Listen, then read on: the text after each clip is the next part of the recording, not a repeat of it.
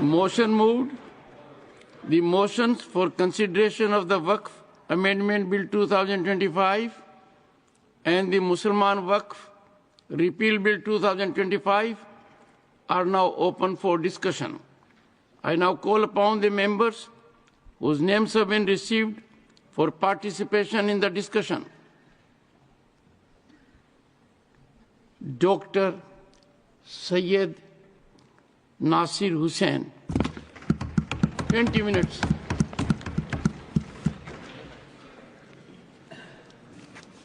Chairman sir, मैं आभारी हूं आपने मुझे महत्वपूर्ण बिल पे बात करने का मौका दिया और मेरी पार्टी और आप मिलके मुझे जेपीसी का सदस्य भी बनाया था। कल लोकसभा में जितनी भी बहस हो रही थी मैं बड़े गौर से सुन रहा था। हमारे ऑनरेबल मिनिस्टर किरण रिजिजू जी ने काफी बातें वहां पे रखी, आज भी यहां पे रखी। कल हमारे देश के गृह मंत्री भी वहां पे काफी बात रखी। उन्होंने कहा कि ये बिल 2025 का नहीं आता अगर 1995 का एक्ट और 2013 के अमेंडमेंट्स नहीं आते। मैं आपके माध्यम से पूरे देशवासियों को ये बताना चाहता हूं, जब 1995 में ये बिल आई थी और 2013 में जब ये अमेंडमेंट्स आए थे, जो आज भारतीय जनता पार्टी ये क्लेम कर रही है कि कांग्रेस पार्टी ने ये ड्रैकोनियन लॉस लाई थी, कांग्रेस पार्टी ने एक कम्युनिटी को अपीज करने के लिए लाई थी, ये कॉन्स्टिट्यूशन से परे है। ये जो आज बड़ी बड़ी बात ये कर रहे हैं और इसका बेसिस बनाए आज के बिल का, मैं इनसे पूछना चाहता हूं कि 1995 में आप क्यों इस बिल का समर्थन किए थे? 1995 में अद्वानी साहब यहां पे थे, मुरली मनोहर जोशी जी थे, सुषमा स्वराज जी थे, अरुण जेटली जी थे, राजनाथ सिंह जी थे, सारे के सारे कंसेंसस के साथ 1995 का वक्फ बिल पास किया था। 2013 में जब ये अमेंडमेंट्स आए थे, जब भी कंसेंसस से पास किया गया था। 1995 में लोकसभा में भारतीय जनता पार्टी की तरफ से बंडारू दत्तात्रेय जी ने अपनी बात रखी थी और राज्यसभा में सिकंदर बख्श जी ने अपनी बात रखी थी। अपनी बात रखने के टाइम पे दोनों भी इस बिल का पूरा समर्थन किया था। उसके बाद में लोकसभा में भी उसके बाद में इनके 2009 के मैनिफेस्टो में भारतीय जनता पार्टी ये कहती है कि हम रहमान खान कमेटी रिपोर्ट को एग्जामिन करके हम उसको इंप्लीमेंट करने का काम करेंगे। उसी रहमान खान कमेटी के रिपोर्ट के रिकमेंडेशंस के बेसिस पे और आज ये जो बार बार कह रहे हैं सच्चर कमेटी रिपोर्ट, जिस कमेटी के रिपोर्ट को इन टोटो इन्होंने खारिज किया था, उनके खिलाफ क्या क्या इन्होंने नहीं कहा था, उस कमेटी के रिपोर्ट के खिलाफ इन्होंने क्या क्या नहीं किया था। हम लोगों ने रहमान खान कमेटी रिपोर्ट और सच्चर कमेटी की रिपोर्ट के आधार पर जब 2013 में अमेंडमेंट्स लाए थे, उस टाइम पे इनके तरफ से लोकसभा में शाहनवाज हुसैन जी, राज्यसभा में मुख्तार अब्बास नकवी जी अपनी बात रखते हुए उन 2013 के अमेंडमेंट को पूरी तरह से सपोर्ट किया था। मैं इन लोगों से पूछना चाहता हूं, अगर ये ड्रैकोनियन लॉ था, अगर ये किसी एक कम्युनिटी को अपीज करने का मामला था, अगर ये कॉन्स्टिट्यूशन के परे थे, तो आपने क्यों सपोर्ट किया था? क्यों कंसेंसस के साथ आपने ये बिल पास करने दिया था? आज 2013 के बाद सर 2014 में ये लोग सरकार में आ गए। 2014 से 2024 तक इनको समझ में नहीं आया कि ये ड्रैकोनियन लॉ है। इनको ये समझ में नहीं आया कि कम्युनिटी को अपीज करने के लिए लाया गया है। 2024 में फिर ये बिल इनको 2024 में इनको याद आ गया, वक्फ बोर्ड ड्रैकोनियन लॉ है, कम्युनिटी को अपीज कर रहे हैं। 2024 में याद आया। क्यों 2024 में याद आया? 10 साल क्यों आपको याद नहीं आया? 2024 में इसलिए याद आया क्योंकि 400 का नारा इनको दिए थे, 240 में निपट गए थे। इनको बिल्कुल मेजॉरिटी नहीं मिली थी। इनको अब समझ में नहीं आ रहा कैसा अपना वोट बैंक बढ़ाएं। इनको यह समझ में नहीं आ रहा कौन सा मुद्दा उछालें, तो इन्होंने वक्फ बोर्ड को लेके आया, इस एक्ट को लेके आके कम्युनल पोलराइजेशन करने का काम कर रहे हैं। आप कह रहे हैं कि हम अपीज कर रहे हैं, आप पोलराइज करना चाह रहे हैं। पूरे देश को, पूरी दुनिया को पता है पोलराइजेशन देश में होता है तो किसका फायदा होता है करके। कौन पोलराइज करता है, कौन धर्म की राजनीति करता है, कौन किसी एक कम्युनिटी को विलन बना के उसके खिलाफ में एक नैरेटिव बिल्डअप करने का काम करता है। और ये पूरी बिल मैं दावे के साथ कह सकता हूं और पूरे में तत्व के साथ, लॉजिक के साथ यहां पे अपनी बात रखूंगा, ये बिल टोटली फॉल्सिटी पे है, ये मिस इन्फॉर्मेशन कैंपेन पे है, एक नैरेटिव बिल्डअप करने की पिछले 4 महीने से 6 महीने से कोशिश की गई है। इसमें सिर्फ ये नहीं, पूरा गोदी मीडिया लग गया इनके सपोर्ट में, इनका जो फेक फैक्ट्री है बीजेपी की, जो आईटी सेल है, पूरी लग गई ये कह रही मिस इन्फॉर्मेशन फैलाने में। मैं इनके सारे जितने ये मैं भी जो बात किया मैं आपके सामने यहाँ टेबल पे रखता हूं सर। आप कह रहे हैं, आप रिजिजू कह रहे हैं कि हम ट्रांसपेरेंसी लाएंगे, गरीब को मदद करेंगे, हम वक्फ बोर्ड को ताकत देंगे, हम वक्फ बोर्ड को शक्ति देंगे। भैया आप 10 साल पावर में थे, क्या किए? आज वेबसाइट निकाल के देखेंगे, सेंट्रल वक्फ काउंसिल की जो बात कर रहे हैं, सिर्फ किरण रिजिजू का नाम नजर आएगा, काउंसिल नहीं है उसके अंदर, काउंसिल नहीं है उसके अंदर। और जो बजट एलोकेट होता था वक्फ काउंसिल के लिए वो भी नहीं दिया गया। वहां का जो स्टाफ था उनको सैलरीज नहीं दिए गए। भारतीय जनता पार्टी के जो रूल्ड स्टेट्स हैं, कई जगह 10 साल, कई जगह 15 साल, कई जगह 20 साल से है, वहां पे स्टेट वक्फ बोर्ड कॉन्स्टिट्यूट नहीं किए गए।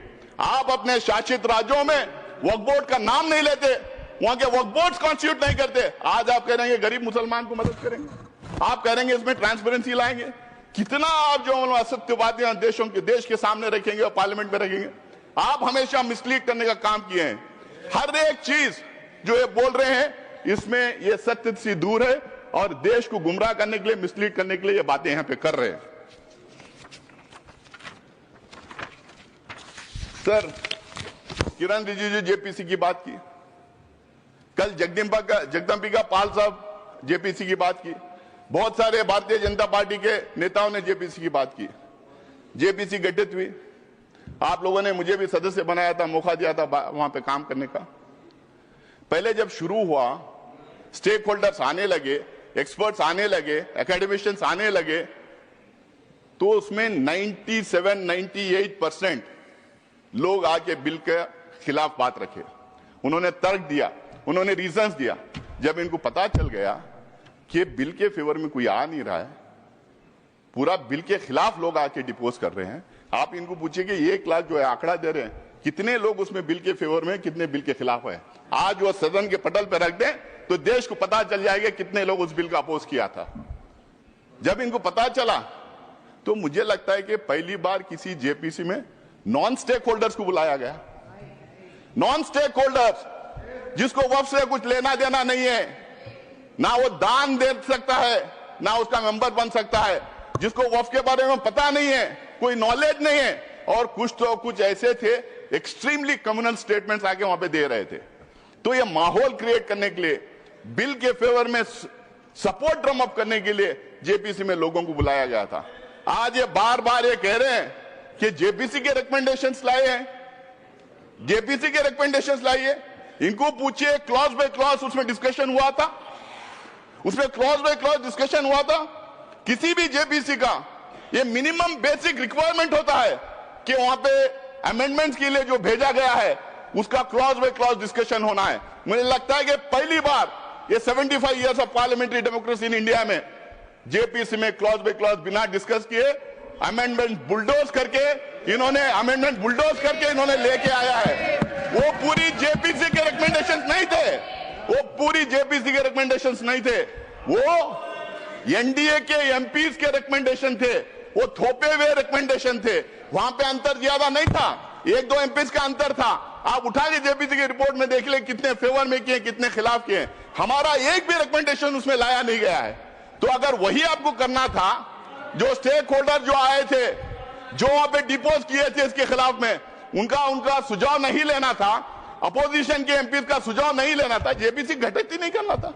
आज जेपीसी की बात कर रहे हैं आप ऐसा करें, हमने इतना बड़ा दिल कर दिया, हमने जेपीसी में भेज दिया।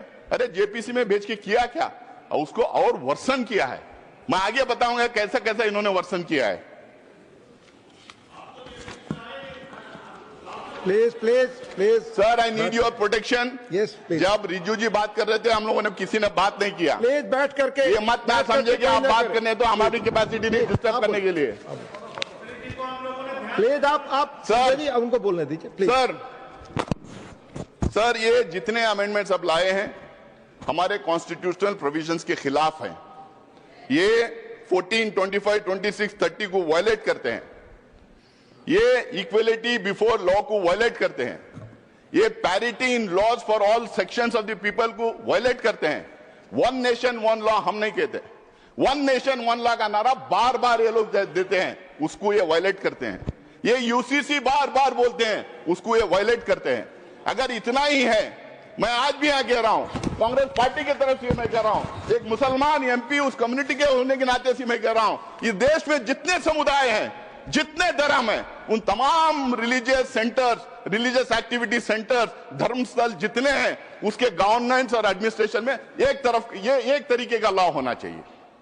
सबको एक तरीके का लॉ रहने, हिंदूज को, मुसलमान को, सिख्स को, क्रिश्चियन को, पारसीज को, जोरस्ट्रियंस को, सबको एक तरीके का लॉ बनाइए। आप क्यों घबरा रहे हैं उससे? बनाइए लॉ उसके लिए। पर्सनल लॉ छोड़ के बाकी के सब गवर्नेंस एंड एडमिनिस्ट्रेशन में एक तरीका लॉ होना चाहिए। आप मैं आगे बताऊंगा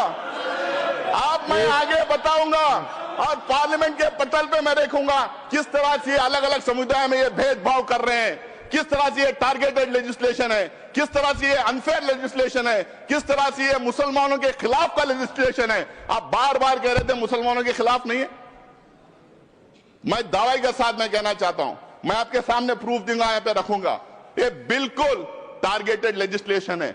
आप इस देश में आप ये मैसेज देना चाहते हैं कि यहां पे एक कम्युनिटी को बिल्कुल सेकेंड क्लास ग्रेड का सिटीजन हम बना के रखेंगे।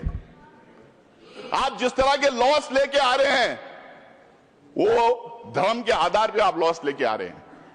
ये पहला नहीं है। कल कोई सीएए एनआरसी की बात कर रहा था, यहाँ अमित शाह जी बैठे हैं, जब उस हाउस में हम लोगों ने सवाल किया था तो इन्होंने बोला था क्रोनोलॉजी से समझिए, ये सिर्फ सीएए नहीं है, इसके साथ एनआरसी और एनपीआर जुड़ेगा। जब इनसे सवाल पूछा गया था तो बोले नहीं, इससे लिंक्ड है। आप कह रहे हैं कि हम धर्म के आधार पे हम किसी की सिटीजनशिप छीन नहीं रहे, लेकिन धर्म के आधार पे आप सिटीजनशिप रोक रहे हैं। ये पहली बार हिंदुस्तान की कॉन्स्टिट्यूशन में ऐसा हुआ है। मुझे नहीं लगता है कि कहीं ऐसा और हो रहा होगा।